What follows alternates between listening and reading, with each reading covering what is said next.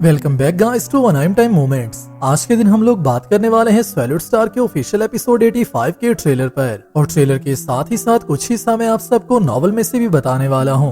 और बहुत ही जल्द हमारे इस चैनल पर 50 के सब्सक्राइबर्स कंप्लीट होने वाले हैं, जिसके बाद मैं ऑफिशियली नेक्स्ट इन नॉवल को दोबारा से वापस स्टार्ट कर दूंगा। और वहां पर हम लोग Southland Battle Through the Heavens और सैल्यूट स्टार के नॉवल के चैप्टर्स की डिटेल में बात किया करेंगे। तो अभी तक जिन लोगों ने इस चैनल को सब्सक्राइब नहीं किया वो लोग जल्दी से इस चैनल को सब्सक्राइब कर दो और 50K को रीच करने में मेरी हेल्प करो। हम लोग स्टार्ट करते हैं अपनी आज की वीडियो को। ट्रेलर में सबसे पहले हम देखते हैं एक व्यू को, जहाँ पर जो भी इंसान अपने घर के बाहर मौजूद होता है डेफिनेटली वो भी अपने फैमिली मेंबर्स को फाइट करने से पहले मिलने आया होगा। मगर मुझे ये कैरेक्टर थर्ड एल्डर लग रहा है, जबकि ये काफी ज्यादा दूर भी है और उसी के साथ ही साथ नॉवल में इसका कोई भी ऐसा कैमियो नहीं है। तो फिर मैं एग्जैक्टली आप सबको ये नहीं बता सकता कि ये कैरेक्टर कौन है, मगर इसका गेटअप और इसका सूट कलर देखने से ये थर्ड एल्डर मू हेनरिसन या फिर सोकोलोव लग रहा होता है। और उसी के साथ ही साथ जबकि इस जगह पर काफी ज्यादा स्नोफॉल भी हो रही होती है, और उसी के साथ ही साथ हाउसिंग शेप को देखकर कि ये घर अमेरिका की किसी जगह में मौजूद है। आप सबको ये कैरेक्टर कौन लगता है मुझे नीचे कमेंट्स में लास्ट में सजेस्ट करना। जिसके साथ ही हम नेक्स्ट वीडियो में देखते हैं लू फेंग को, जो कि फाइनली फाइट के लिए निकल रहा है और अपनी फैमिली मेंबर्स को मिल रहा होता है, जहां पर सारे फैमिली मेंबर्स लू फेंग को लेकर काफी ज्यादा इमोशनल होते हैं। मगर वहीं पर शूशिन यहाँ पर काफी बड़े सदमे में जा चुकी होती है, क्योंकि शूशिन ने ऑलरेडी होंग और ली शैन को फाइट करते देख लिया है। इवन के पूरे वर्ल्ड नहीं ऐसा होते हुए देख लिया है, मगर अर्थ के दोनों सबसे ज्यादा पावरफुल वॉरियर्स भी उस मॉन्स्टर का कुछ भी नहीं बिगाड़ पाए। और इसी के साथ ही साथ वो दोनों ही डीप स्लीप में जा चुके हैं, जिसे कि साउल इमोलेशन टेक्निक कहा जाता है। तो फिर लू फेंग के साथ आने वाले टाइम में क्या होगा, उसकी वजह से ही शूशिन काफी ज्यादा परेशान होती है। जिसके साथ ही हम नेक्स्ट वीडियो में देखते हैं बबाता और लू फेंग एक दूसरे के साथ अभी भी फाइट कर रहे होते हैं, जो कि डेफिनेटली एपिसोड के पहले के कुछ व्यूज में शामिल होगा, जहां पर बबाता अभी तक स्टिल लू फेंग को फाइट करने से मना कर रही होती है और लू फेंग से कहती है मैं कभी भी तुम्हें ऐसा करने के लिए अलाउ नहीं करूंगी।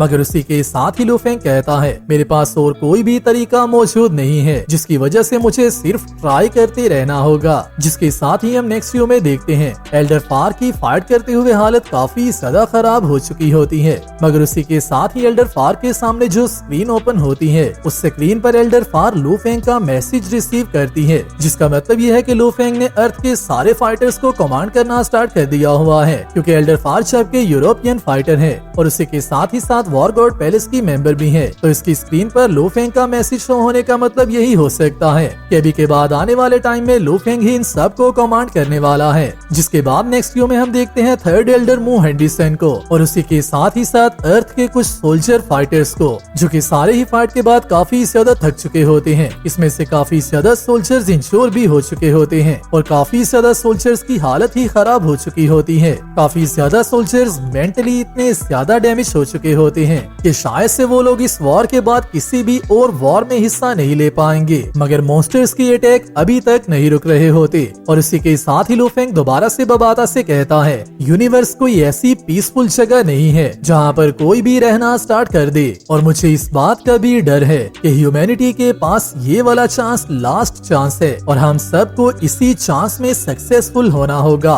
तो यहाँ पर तो हमारा ट्रेलर कंप्लीट होता है। अभी के लिए हम बात करते हैं नॉवल के चैप्टर पर। तो चैप्टर को स्टार्ट करने से पहले मैं आप सबको बताता चलूं, लास्ट के एपिसोड में और नॉवल में थोड़ी सी चेंजिंग हो गई थी। सीरीज में जहाँ पर रूम में रहते हुए बबाता से बहस करते हुए लू फेंग उस रूम से बाहर आ जाता है, नॉवल में लू फेंग बात मुकम्मल किए बिना और गोल्डन हॉर्न बीस्ट से फाइट करने का हल निकाले बिना वहाँ से बाहर नहीं आता। तो जैसे ही लू फेंग और बबाता के दरमियान बहस चल रही होती है, तो उसी के साथ जैसे ही बबाता लू फेंग को अर्थ को छोड़ने का कहती है, तो उसी के साथ ही लू फेंग कहता है यहाँ पर बात सिर्फ किसी एक इंसान के मरने की नहीं हो रही, यहाँ पर बात हो रही है अनगिनत इंसानों के मरने की। क्या तुम ऐसा चाहती हो कि मैं यहाँ पर रहते हुए अपनी आंखों के सामने अपने कोलीग्स, अपनी यूथ और अपनी बाकी के सारे ह्यूमंस को मरता हुआ देखूं? क्या मैं उन्हें मरने से नहीं बचा सकता? क्या मैं इस तरह के टाइम पर कोई भी एक्शन नहीं ले सकता? क्या इंसानों को एक्सटिंक्ट होने से मैं उन्हें नहीं रोक सकता? हमारे पास जरूर कोई न कोई ऐसा वे होगा जिसका यूज करते हुए हम लोग इस सारे डिजास्टर का सामना कर सकते हैं, क्योंकि मैं कभी भी अर्थ को मॉन्स्टर्स के खेलने की जगह नहीं बनने दूंगा। मगर जैसे ही लो फेंग कोई आइडिया सोच रहा होता है, उसी के साथ ही लो फेंग के माइंड में एक बात आती है, साउल जो के लाइफ का रूट है, जिसके साथ ही लो फेंग कहता है स्वेल्विंग मॉन्स्टर की लाइफ फोर्स पहले से काफी ज्यादा कम हो चुकी है। क्या इसका मतलब ये नहीं कि उसकी साउल भी वीक हो चुकी है और गोल्डन हॉर्न बीस्ट अभी के लिए अपनी मैक्सिमम पावर पर नहीं है?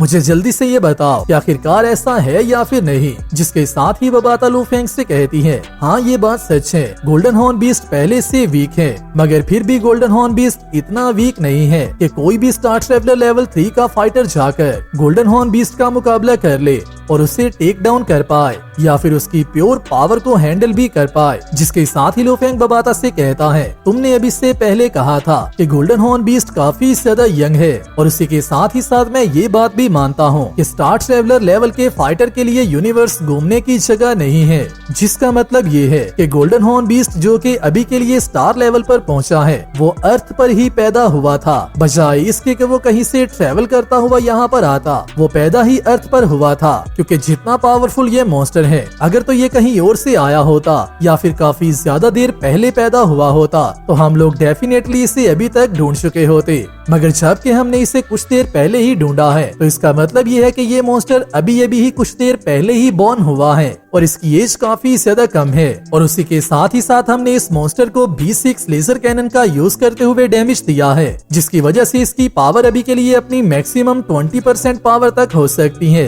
तो अगर तो मैं युनमो प्लेनेट की सीक्रेट टेक्निक्स का यूज करते हुए अपना सब कुछ रिस्क कर देता हूँ और टावर ऑफ वाइड टेक्निक का यूज करता हूँ, जिस टेक्निक की रियल पावर ऑलरेडी ही काफी ज्यादा अमेजिंग है, तो फिर उसका यूज करते हुए मेरे पास चांसेस क्रिएट हो जाते हैं। और अगर फिर भी मुझे कोई चांस नहीं मिलता, तो उसके बाद मैं अपनी 6 ब्लेड्स की सीक्रेट टेक्निक का यूज करूंगा और अर्थ के सारे स्ट्रॉन्गेस्ट वॉरियर्स को एक साथ मिलकर अपनी सारी पावर को कंबाइन करने का कहूंगा, जिसके बाद हम लोग जरूर इस मॉन्स्टर का सामना कर पाएंगे। मगर जैसे ही लो फेंग ये सब बातें सोच रहा होता है, उसी के साथ ही बबाता लो फेंग से कहती है, तुम्हें इसमें से किसी भी क्रेजी थॉट को सोचने की जरूरत नहीं है, मैं तुम्हें कभी भी ऐसा नहीं करने दूंगी। मैंने 50,000 साल तक तुम्हारे जैसे एक फाइटर का वेट किया है ताकि तुम हमारी लेगेसी के सक्सेसर बन पाओ, जिसकी वजह से मैं तुम्हें कभी भी मरने नहीं दूंगी। मगर उसी के साथ ही लो फेंग कहता है, क्या तुम्हें ऐसा लगता है मैं मरना चाहता हूँ? तुमने ऑलरेडी खुद ये देख लिया है कि होंग और थंडर गॉड दोनों ही गोल्डन हॉर्न बीस्ट के साथ फाइट करने के बाद नहीं मरे,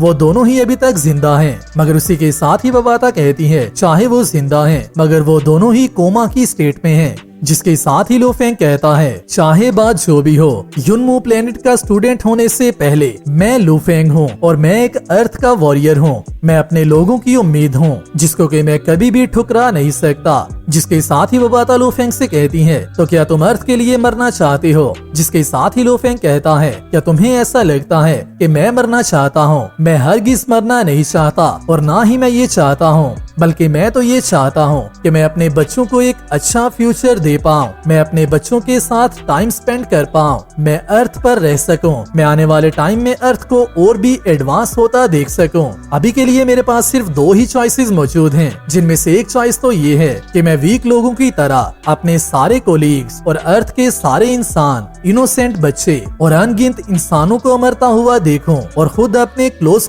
फ्रेंड्स को लेकर और फैमिली मेंबर्स को लेकर युनमो प्लेनेट की शिप में जाकर छुप जाऊं, जिसके बाद मेरे बच्चे पैदा हो जाएंगे और वो आने वाला अपना सारा टाइम ही एक शिप के अंदर बंद रहते हुए गुजारेंगे। उनके कोई भी फ्रेंड नहीं होंगे, वो अर्थ की ब्यूटी को नहीं देख पाएंगे, वो सिर्फ अर्थ की ब्यूटी की स्टोरीज ही सुन पाएंगे और उन्हें हम लोग स्टोरीज में भी सिर्फ यही सुनाएंगे, जहाँ पर एक टाइम पर एक डिजास्टर की वजह से सारे इंसान ही मर गए थे और हम लोग वहाँ से दुम दबाकर भाग गए थे। और उसी के साथ ही साथ तुमने ही ऐसा मुझे कहा था कि यूनिवर्स कोई ऐसी जगह नहीं है जहाँ पर स्टार ट्रेवलर लेवल का वॉरियर इतनी आसानी से घूम सकता हो। तो जबकि मेरे बच्चे और मेरी फैमिली, जो कि स्टार ट्रेवलर लेवल तो दूर वॉर गॉड लेवल के वॉरियर भी नहीं है, उनके लिए यूनिवर्स अर्थ से भी ज्यादा डेंजरस प्लेस है, जो सुनते ही बबाता खामोश हो जाती है। जिसके साथ ही लू फेंग कहता है, तो इसके बाद मेरी दूसरी चॉइस ये है कि मैं लू फेंग अपनी 6 ब्लेड की टेक्निक का यूज करते हुए और अपने युनमू प्लेनेट की टावर ऑफ वॉइड की टेक्निक का यूज करते हुए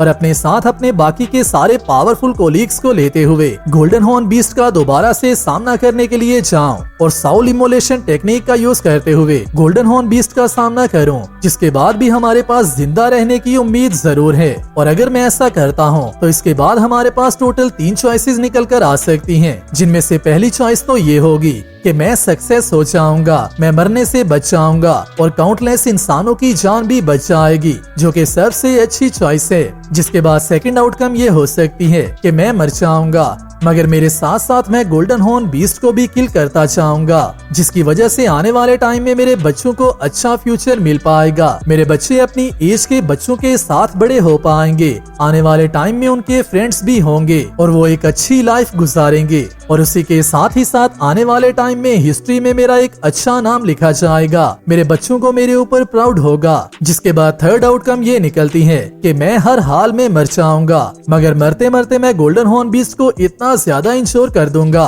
कि मेरे बाद कोई भी रेगुलर सा फाइटर भी गोल्डन हॉर्न बीस्ट को किल करने के काबिल होगा। और उसके बाद इंसान अपनी सारी पावर का यूज करते हुए गोल्डन हॉर्न बीस्ट को मार गिराएंगे। जिसके साथ ही बबाता बात तो करने लगती है, मगर यहाँ पर बबाता कुछ भी नहीं कह पाती। और इसी के साथ ही लू फेंग दोबारा से कहता है, जब से मैं एक वॉरियर बना हूँ, आज तक मैं कभी भी मौत से नहीं डरा, मगर आज के दिन टोटल ऑपोजिट हो रहा है। आज के लिए मैं अपने चिल्ड्रंस का डिकेड्स तक शिप में रहने के लिए डर रहा हूँ। और उसी के साथ ही साथ मैं इस बात से ज्यादा डर रहा हूँ कि होंग और ली शेन ने जितनी भी स्ट्रगल करने के बाद गोल्डन हॉर्न बीस्ट को इतना ज्यादा इंश्योर किया है, वो सब ही जाया हो जाएगा। मुझे मौत से कभी भी डर नहीं लगा, क्योंकि इंसान इस दुनिया में पहले भी आते हैं, वो अपनी लाइफ स्पेंड करते हैं और एक टाइम पर आकर मर जाते हैं, जो कि लाइफ का साइकिल है। मगर मैं इस साइकिल में अपने फ्रेंड्स की हेल्प करना चाहता हूँ, मैं लोगों की उम्मीद बनना चाहता हूँ, मैं अपने कोलीग्स के लिए लाइट की होप बनना चाहता हूँ, मैं उन काउंटलेस अनबॉर्न चिल्ड्रंस की हेल्प करना चाहता हूँ, जो कि अभी तक इस वर्ल्ड में ही नहीं आए, जो कि अपने लिए फाइट नहीं कर सकते। मैं उन सब के लिए फाइट करना चाहता हूँ, मैं अर्थ के लिए फाइट करना चाहता हूँ और मैं अपने लिए फाइट करना चाहता हूँ। होंग और ली शेन दोनों ने अपने आखिरी दम तक गोल्डन हॉर्न बीस्ट का सामना किया है और वो दोनों हमारी अर्थ के सबसे ज्यादा पावरफुल फिजिकल फाइटर्स हैं। और मैं जो कि हमारी अर्थ का सबसे ज्यादा पावरफुल स्पिरिट रीडर हूँ, मैं गोल्डन हॉर्न बीस्ट से डर कर कैसे छुप सकता हूँ। जो इतना लंबा लेक्चर सुनने के बाद बबाता भी अपना माइंडसेट चेंज कर लेती है और उसी के साथ ही लू फेंग से कहती है, तो फिर ठीक है, मैं भी इसमें तुम्हारी मदद करने वाली हूँ। और इसी के साथ ही लू फेंग का गोल्डन हॉर्न बीस्ट का सामना करने का प्लान क्लियर हो जाता है। जिसके साथ ही मैं भी इस वीडियो को यहीं पर क्लियर कर रहा हूँ। वीडियो अच्छी लगी है तो वीडियो को लाइक कर दो और नेक्स्ट आने वाली वीडियो के लिए चैनल को सब्सक्राइब लाजमी कर लेना। मैं मिलता हूँ आप सबसे नेक्स्ट वीडियो में, तब तक अपना और अपने प्यारों का ख्याल रखियो।